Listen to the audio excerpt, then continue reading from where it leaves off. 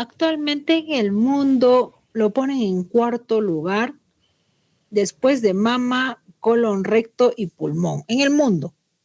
Pero les diré que acá en Puno, en primer lugar tenemos mama, segundo lugar tenemos próstata, en salud, tercer lugar tiroides y cuarto lugar cervix. O sea, coincidiríamos con la primera opinión, ¿no? Cuarto lugar, el cuarto más común, pero el orden no es el mismo. En Globocan 2020 estimó que en todo el mundo había aproximadamente 604,000 casos nuevos de cáncer de cuello uterino, con 342,000 muertes anuales. La mayoría de los nuevos casos y de las muertes ocurren en Países Bajos y de medianos ingresos, donde es el tercer cáncer más común en las mujeres. Entonces, este es un cáncer de transmisión sexual, es un cáncer de los países subdesarrollados, de los países con pocos ingresos. Esa es la característica del cáncer de cervix, porque el cáncer de cervix en Europa, en Estados Unidos, muy pocos casos. Es el cáncer de los países en desarrollo. La incidencia es 6 veces mayor en los países en desarrollo. Más del 80% se detecta en etapas avanzadas. Ocurre 300,000 muertes por año. Es el segundo más frecuente en Lima, luego de mama. Mama siempre está en primer lugar en el mundo, en Perú y en Puno. Definición del cáncer de cervix. Es un cáncer que afecta el cuello uterino, o sea, puede ser el exo o el endocervix, llegando a comprometer órganos pélvicos y en algunos casos puede comprometer órganos distantes. En cuanto a la epidemiología, bueno, ya hemos visto bastantes factores que se asocian a los factores socioeconómicos, es de zonas de menor desarrollo. Bueno, en cuanto a la anatomía, el cervix es la parte inferior estrecha del útero, que abarca 1/3 del total del útero, relativamente estrecho y cilíndrico. La mujer adulta no embarazada tiene 2.5 centímetros de longitud aproximadamente. Tiene dos partes, la supravaginal, que se encuentra entre el istmo y la vagina, y la vaginal, que es la protrusión hacia la cavidad vaginal. Es importante recordar estos aspectos anatómicos. Tenemos que el cervix está formado por epitelio escamoso. Es un plano estratificado, no queratinizado. Y que tiene también zonas de epitelio columnar. ¿Dónde se encontrará este epitelio columnar, Mónica?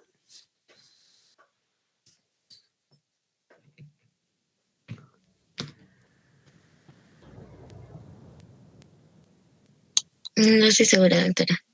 ¿Cómo que no? A ver, Milagros.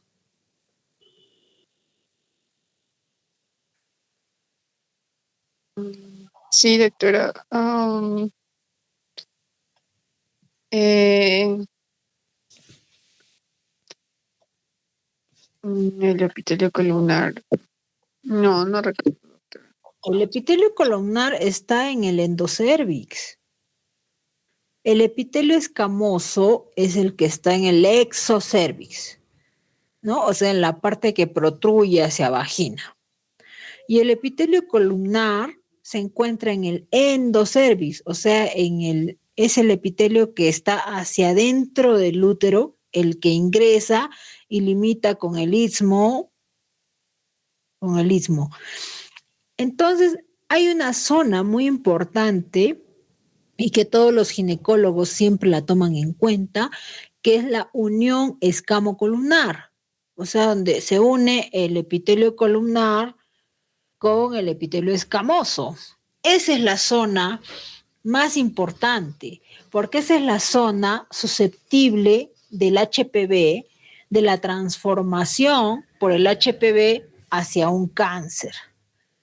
Cuando hacen la colposcopía, los ginecólogos siempre buscan la zona de unión escamocolumnar, porque es ahí, como ahí se desarrollan los cánceres, es ahí donde tienen que echar el lugol, el ácido acético, en esa unión escamocolumnar, sobre todo. A ver, y acá tenemos imágenes del cuello.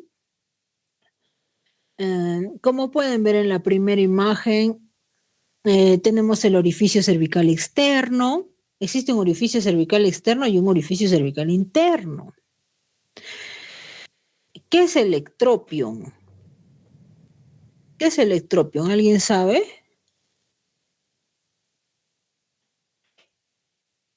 Bueno, el ectropion es la protrusión del tejido columnar hacia el exterior.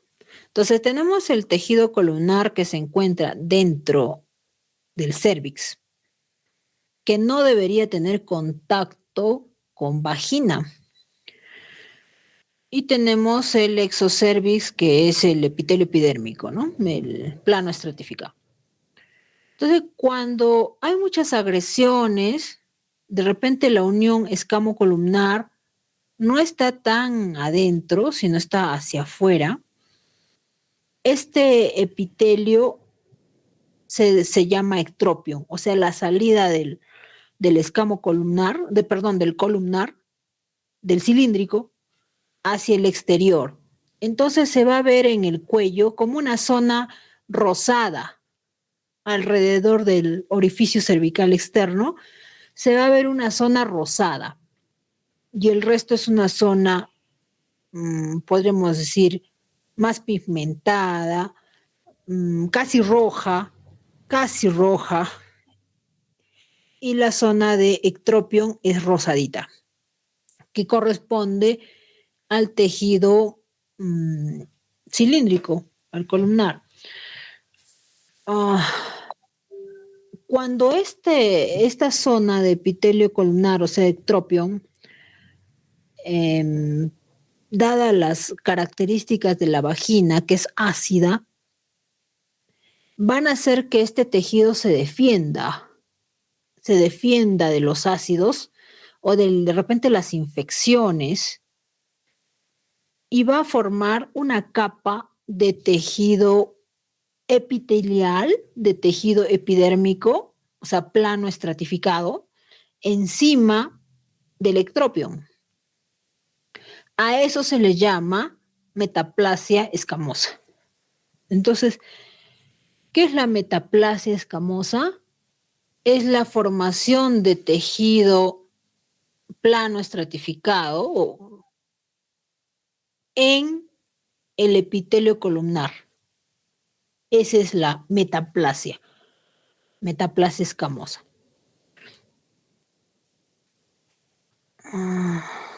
A ver, vamos a ver esta imagen. Desarrollo del epitelio metaplásico escamoso. Esta es la metaplasia de la que les estaba hablando. Es el reemplazo fisiológico del epitelio cilíndrico, lo que les comentaba, vertido al exocervix, o sea, ectropion, por un epitelio escamoso neoformado de células de reserva subyacente a las cilíndricas. O sea, encima vamos a ver las escamosas y abajo las cilíndricas. Esa es la metaplasia escamosa. Zona susceptible de ingreso de HPV, ¿no? Porque el HPV es el virus, va a entrar en la unión escamocolumnar, le encanta la unión escamocolumnar, le encanta la metaplasia escamosa, para desarrollar las displasias, ¿no? La metaplasia, otra vez ejemplos de metaplasia escamosa. Ya. Acá tenemos cuellos y la zona de transformación. El epitelio escamoso original está en la periferia del cuello. La unión escamocolumnar está en el medio y debajo de la unión escamocolumnar el epitelio escamoso metaplásico, dice acá. O sea, es el cilíndrico que formó una capa de epitelio plano encima. Esa es la metaplasia. Es clarísimo. Cuando uno observa al espéculo, se puede ver la diferencia de color entre el escamoso original con la metaplasia escamosa. En la mayoría de cuellos es fácil distinguir la unión escamocolumnar. El epitelio cilíndrico siempre está dentro del cérvix.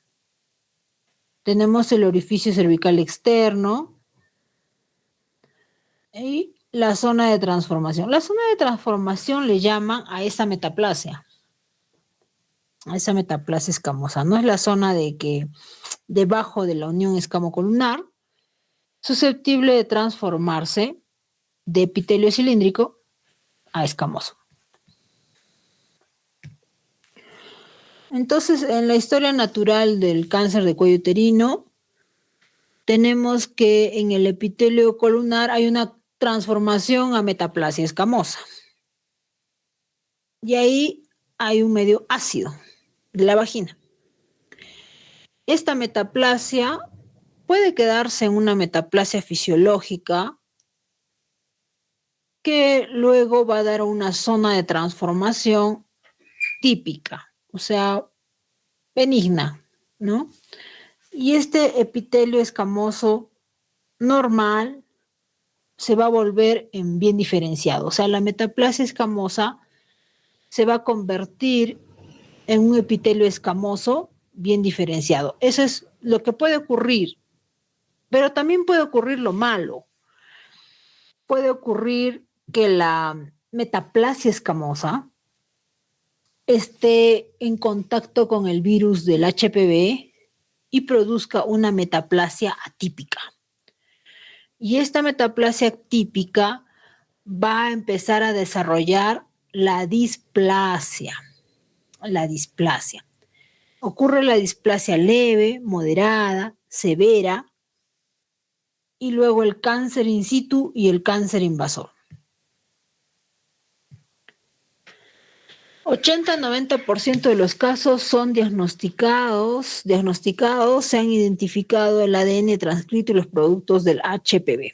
Bueno, se sabe que la causa del cáncer de cervix es el HPV, pero para que se produzca el cáncer, la mujer tiene que tener factores predisponentes para que el HPV tenga su medio favorable para desarrollar la metaplasia y luego la displasia. Por no todas las mujeres que tienen contacto con HPV desarrollan cáncer. Se dice que todas las mujeres que han tenido relaciones sexuales en algún momento de su vida han tenido contacto con el virus, pero no todas tienen cáncer. Solo las que tienen factores de riesgo favorables para el HPV. ¿Cuáles son las cepas más agresivas, las que pueden dar lugar a cáncer? Son la 16, la 18, la 31, la 33, la 35, la 39, la 45, 51, 52, 56, 58, 59 y 68, de las cuales la 18 y la 16 constituyen el 70% de la causa de cáncer de cervix. El resto de cepas, hay cepas benignas también, como la cepa 6, 11. Son cepas que no se asocian a cáncer, pero sí se asocian a otro tipo de lesiones premalignas. Por ejemplo, pólipos, por ejemplo, verrugas. Son las cepas 6, 11, 40, 42, 43, 44, 53, 54, 61, 72, 73 y 81.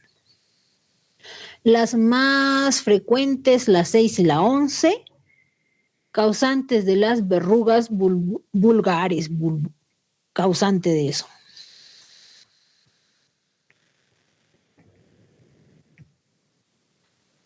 Bueno, historia natural de infección de HPV.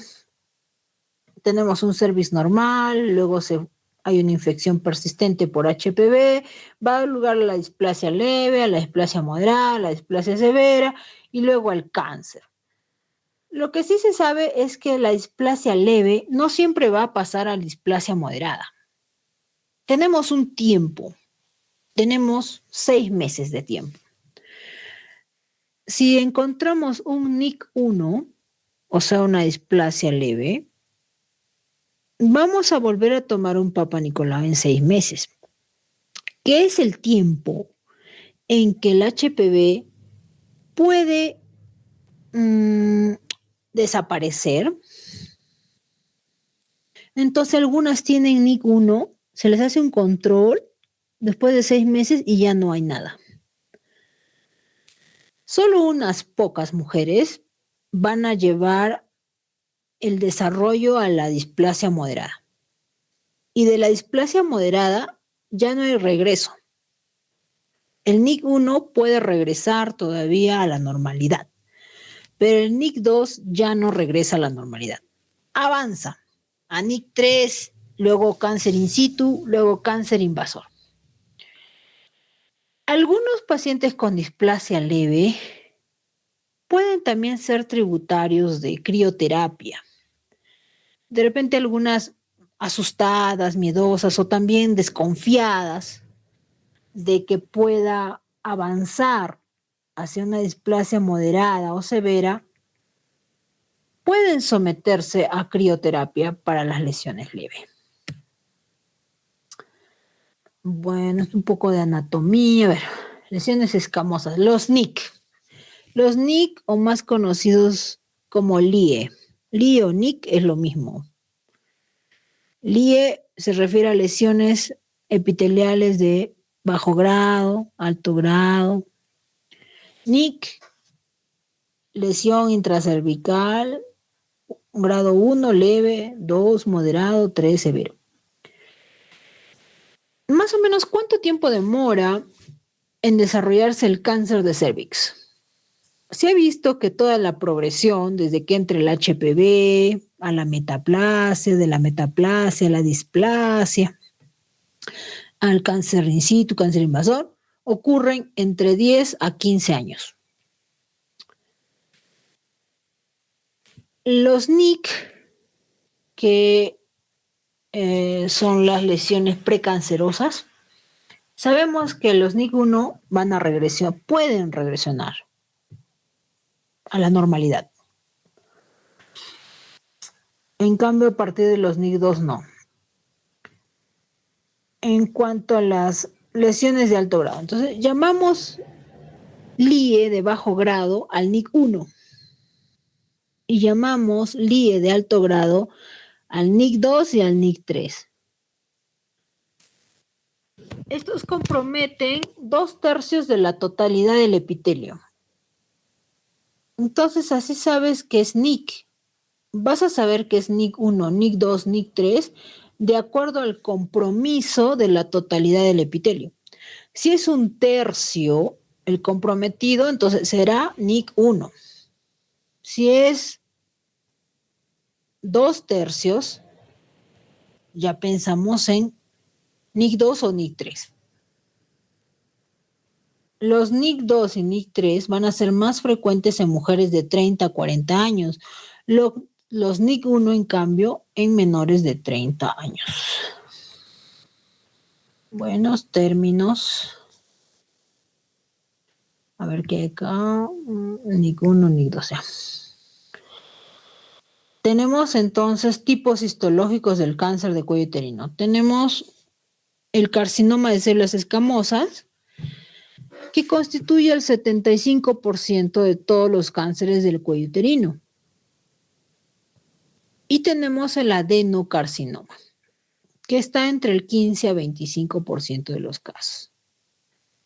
La señora Marlene Flores, que muchos la conocen, ella tiene un cáncer de cervix típico de células escamosas. 75%. Sin embargo, la paciente, la señora Elena, que la vieron algunos grupos con metástasis cerebral, en el caso de ella se trataba de un adenocarcinoma de cervix. Luego tenemos un tercer tipo, que es el carcinoma adenoescamoso, es decir, tiene componente de adeno y tiene componente escamoso. Ese es peor, más agresivo que los anteriores. Luego tenemos un cuarto tipo, que es el sarcoma, puede ser entre 3 a 5%. El melanoma maligno, muy, muy, muy malo, 3 a 5%, y el carcinoma neuroendocrino, más raro, pero puede aparecer en el cuello uterino.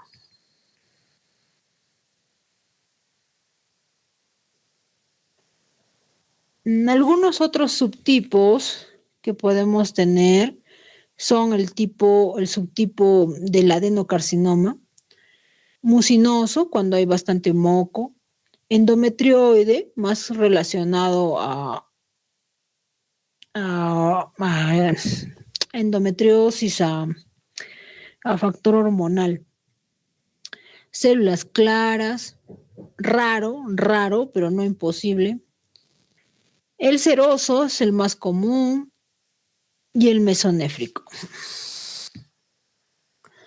Carcinoma escamoso, podemos tener de células grandes o de células pequeñas. El de células pequeñas tiene peor pronóstico que el de células grandes. Adenocarcinoma, acá hay unas imágenes del adenocarcinoma. El sarcoma, el melanoma, que les mencioné, que bueno, para conocimiento. Okay. Factores de riesgo, esto sí es importante. La edad temprana en la primera relación sexual. Mientras más temprano el inicio de relaciones sexuales, mayor riesgo a cáncer de cervix, porque hay mayor exposición al HPV. Múltiples parejas sexuales, gran paridad. ¿Por qué? Porque cuando ocurre el parto, ocurren cambios fisiológicos en el cuello uterino. Y si hay tantos partos, 4 o 5 partos, ese cuello ha tenido que sufrir muchas veces cambios en su forma, en su estructura, y eso condiciona, favorece al HPV. Compañero que tiene múltiples parejas sexuales. Presencia de un cáncer asociado a HPV. Por ejemplo, un cáncer de ano, por ejemplo, un cáncer de vagina, podría también estar presente y ese cáncer también va a hacer que esa persona tenga más riesgo de desarrollar cáncer de cervix. Detección persistente del HPV, un alto riesgo, en especial con elevada concentración carga vírica.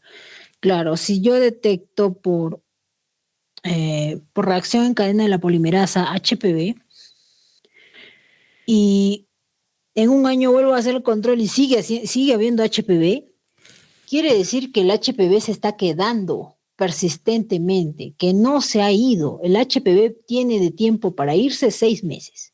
Si no se ha ido en 6 meses, no ha salido, entonces hay un alto riesgo de desarrollar cáncer de cervix.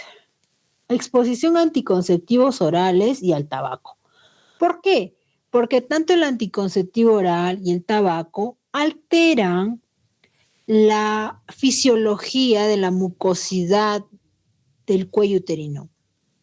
Cuando usamos anticonceptivos orales, cambiamos la estructura del moco cervical para que no penetre el espermatozoide, pero este va a ser favorecedor al HPV. Además, que el anticonceptivo oral no protege de las infecciones vaginales ni de las infecciones cervicales. Y muchas mujeres al usar anticonceptivos se confían por no quedar embarazadas y esto hace que tengan mayor riesgo a infecciones, por lo tanto, mayor exposición al HPV, que es otra de las formas como es que el anticonceptivo oral favorece el ingreso del HPV, ¿no? Una es por los cambios hormonales, porque alteran la estructura del moco, que protege, ¿no? El moco protector natural se altera. Y las infecciones múltiples genitales, sobre todo la clamidia trachomatis. También acá le faltó acá a la compañerita, el HIV. El HIV también es un factor de riesgo de cáncer de cervix. Vías de diseminación, pero la diseminación puede ser a través de la mucosa vaginal, puede ser a través de la linfa o puede ser también por la sangre. Acá unos dibujos de la diseminación ganglionar que, bueno, para ustedes no es muy relevante porque eso es más para residentado. El cuadro clínico, la mayoría son asintomáticas. En etapas tardías, el síntoma más precoz y característico es la metrorragia. Ese es el síntoma. La leucorrea también puede haber pérdidas con mezcla de sangre y flujo. La mayoría le dice como lavado de carne. Puede haber dolor pélvico, puede haber disuria, hematuria, rectorragia, estreñimiento, fístulas, hidronefrosis con insuficiencia renal, baja de peso. Este cáncer tiene años para desarrollarse, 10 a 15 años para desarrollarse. Su evolución en realidad sería lenta, porque 10 a 15 años, bueno, es un tiempo prudencial. En esta evolución lenta, a veces el único signo es la eliminación de células anormales del cervix, ¿no? Que se detectan a través del Papa Nicolau. Si hay anomalía citológica en el Papa Nicolau, el manejo se basa en el tipo de células típicas o atípicas. Ya. Entonces vamos a hacer colposcopía. En esta, a lo que se refiere es que si el Papa Nicolau es anormal, debemos hacer colposcopía. Porque con la colposcopía vamos a detectar la zona de biopsia. Y con la biopsia vamos a confirmar el tipo de cáncer de cervix con la biopsia. Los biomarcadores como el P16, la ciclina E, el Ki-67, solo se van a poder realizar en inmunohistoquímica, pero no como pruebas generales. En cuanto al cuadro clínico, podemos tener un cáncer exofítico. Es como una verruga que protruye hacia vagina. O puede ser un cáncer ulcerado. Es una lesión deprimida, una úlcera rojiza mal delimitada que se encuentra en la zona de transformación. O puede ser endofítica, o sea, la lesión infiltra el estroma cervical hacia el canal. Endofítica es que se mete al canal cervical. El diagnóstico. En el diagnóstico podemos hacerlo mediante anamnesis, por examen físico o con exámenes auxiliares. ¿Qué exámenes nos van a ayudar? El Papa Nicolau, la colposcopía y la biopsia. Ya, esto no.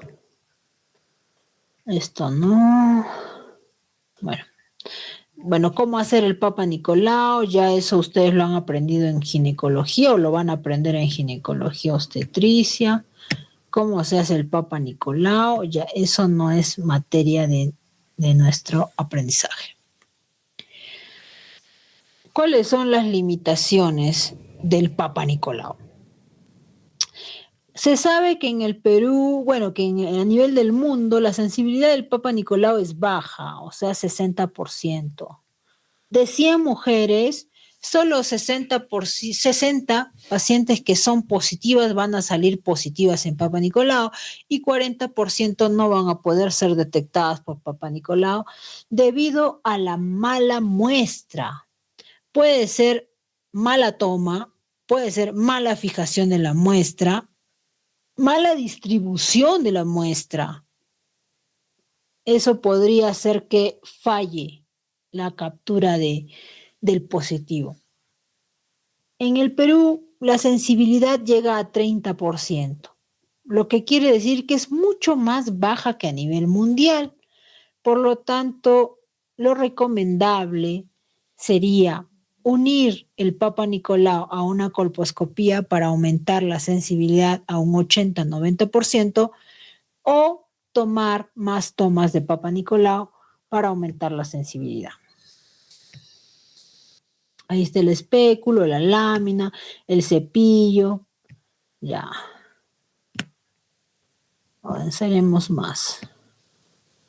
Bueno, la colposcopía es un método moderno que tiene una sensibilidad de 95% porque se asocia a biopsia y tiene especificidad de 30%.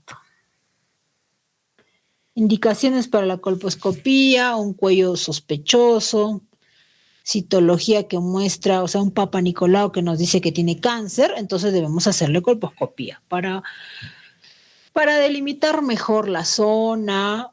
De repente hasta podemos ya hacer el estadiaje, ¿no? Porque vamos a ver cómo es el estadio del cáncer de cervix.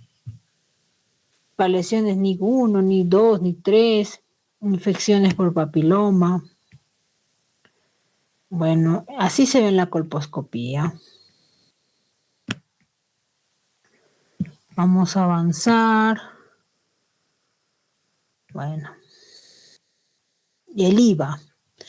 La inspección con ácido acético y el test de Schiller. Con la colposcopía podemos hacer el IVA y podemos hacer el test de Schiller. Con el IVA vamos a ver el aceto blanco, ¿no? Le echamos ácido acético y miramos la lesión acetoblanca. Cuando miramos la lesión acetoblanca le llamamos IVA positivo y tomamos la lesión de esa zona. Si es que hacemos el test de Schiller, vamos a ver con el Lugol, que es yodo, que las células normales tienen glucógeno y captan el yodo. Por eso se pintan de negro. En cambio, las células cancerígenas no tienen esta propiedad y se quedan blancas, se queda la zona blanca. Cuando ocurre eso, llamamos que el test de Schiller es un test de Schiller negativo.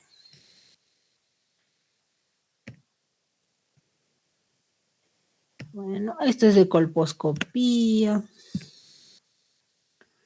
La biopsia. La biopsia vamos a hacerla a través de la colposcopía o de repente, si es muy evidente, a través de un espéculo. Podemos observar la lesión y vamos a hacer la biopsia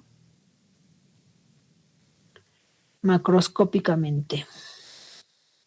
Los estadios. Los estadios van a ser del 1 al 4. El 1 es un estadio limitado al cuello del útero. Pequeñito,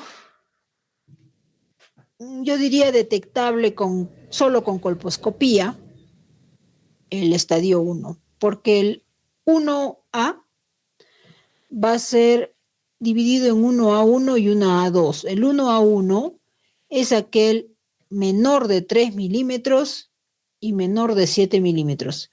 Invasión estromal menor de 3 milímetros y superficial menor de 7 milímetros. Es decir, de ancho menor a 7 milímetros y de largo menor a 3 milímetros. El 1A2 de largo de 3 a 5 milímetros y de ancho menor a 7 milímetros. Entonces vemos que en el 1A1, bueno, en el 1A, la lesión es bien pequeña, en milímetros, detectable con colposcopía, pero no a la macroscopía, ¿no? Bien difícil. En el 1B, en cambio, las lesiones son de mayor tamaño, pero menores al estadio 2. Están localizadas dentro del útero, pueden llegar hasta los 4 centímetros en el 1B, pero todo está abarcando el útero, el cuello. No se ha salido del cuello. En el 1, todo está en el cuello. El 1A es microscópico y el 1B macroscópico, pero confinado al cuello del útero. En el estadio 2 ya salimos del cuello. Salimos del cuello y puede meterse a la vagina.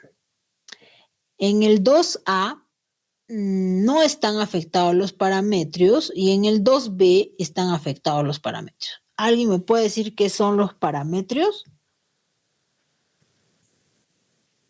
Los ligamentos de McEnroe. Los ligamentos, ¿no? Los ligamentos pueden ser los McEnroe o los uterosacros. Son los ligamentos.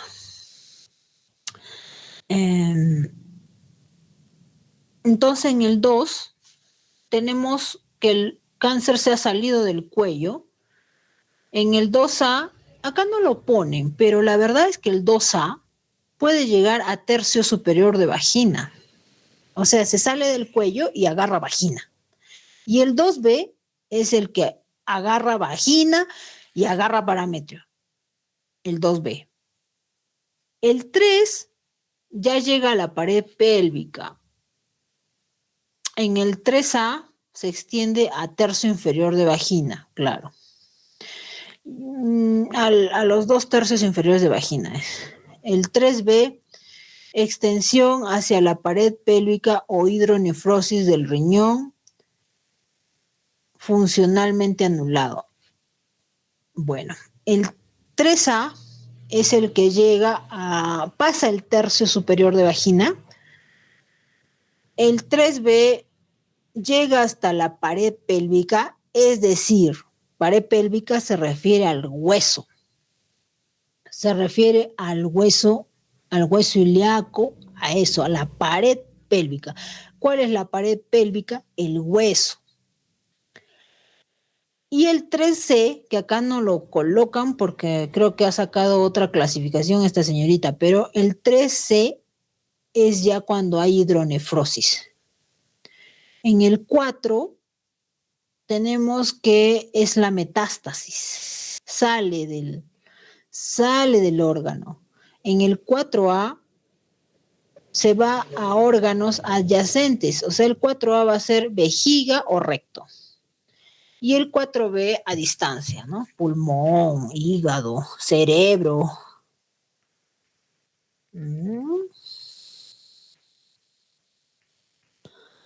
Bueno, los estadios. Estadio 1, como les dije, microinvasivo. Estadio 2, no, este es B. Estadio 1, microinvasivo, 1A2, un poco más grande. 1B, ya es la lesión limitada al cuello del útero. Acá está el 1B1 y el 1B2. Acá lo vamos a distinguir mejor. El 1B1, lesión visible de menos de 4 centímetros y el 1B2 mayor a 4 centímetros, pero siempre confinado al cuello del útero. No sale más allá del cuello del útero. En cambio, en el 2 ya sabemos que va a salir del cuello del útero, que va a irse al tercio superior de vagina o se va a ir a los parametrios.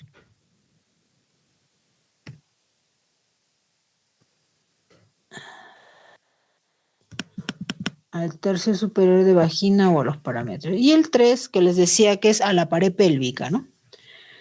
O al tercio inferior de vagina. Ya.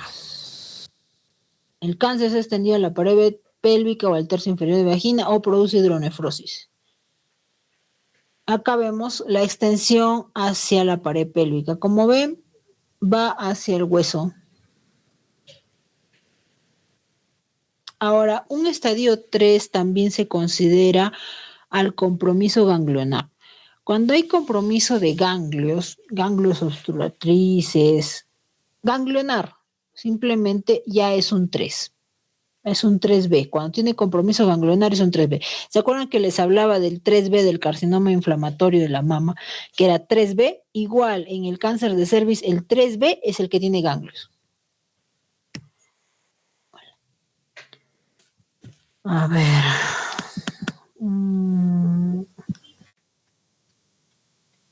Acá el 4. El 4 ya se va a la vejiga, 4A, vejiga, recto. 4B se disemina a distancia.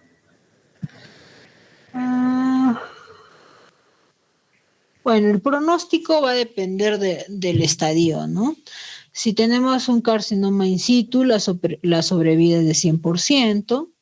Si tenemos un cáncer confinado al cervix, o sea, un estadio 1, podemos llegar al 85% de supervivencia. En un estadio 2, donde, bueno, puede llegar al tercio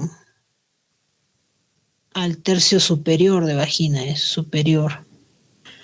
65%. El estadio 3 vive 35% y el estadio 4 solo 7% a los 5 años. Pero, bueno, acá lo que importa es la sobrevida. No. Ya, los tratamientos. Bueno, los tratamientos van a ser quirúrgico de inicio para los estadios 1 y hasta el 2A. Podemos hacer tratamiento quirúrgico mediante conización con vaciamiento ganglionar o una histerectomía radical tipo 3 con vaciamiento ganglionar.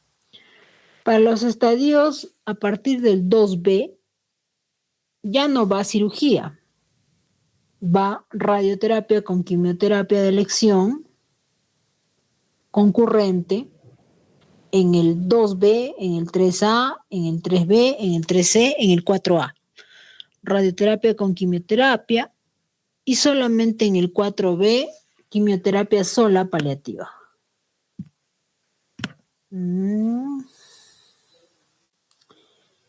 Bueno.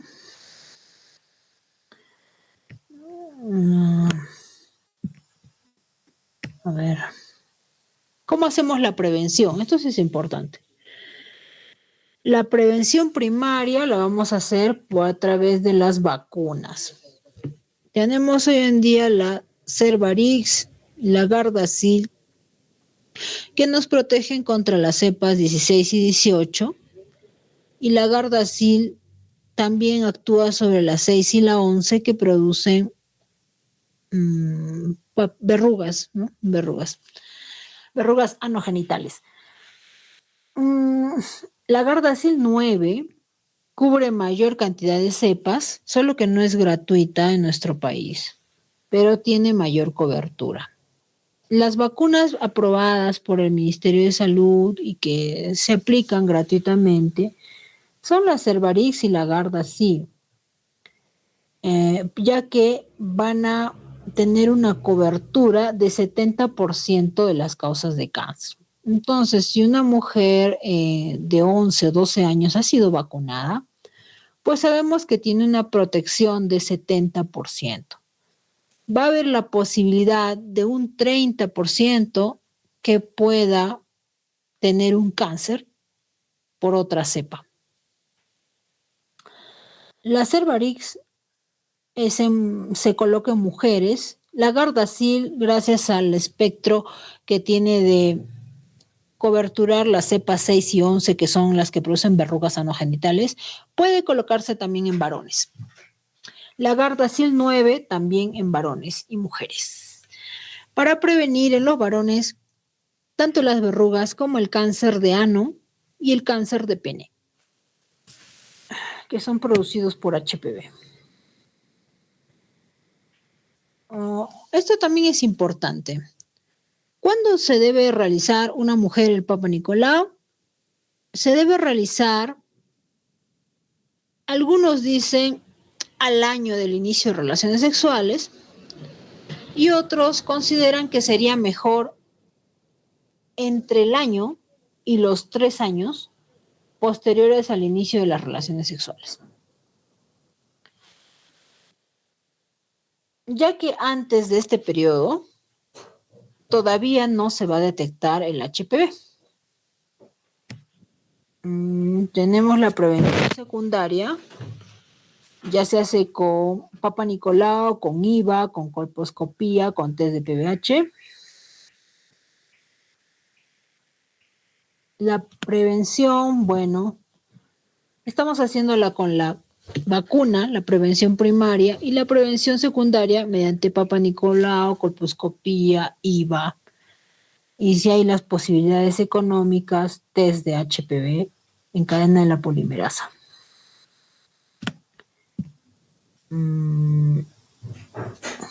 Las dosis de la vacuna son 2 dosis con una diferencia de 6 meses.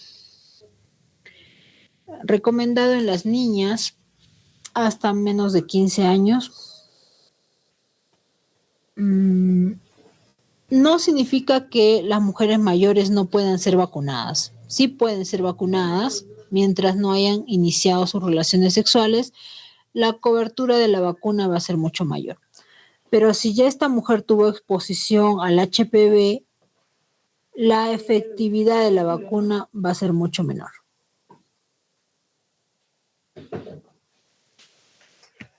Bueno.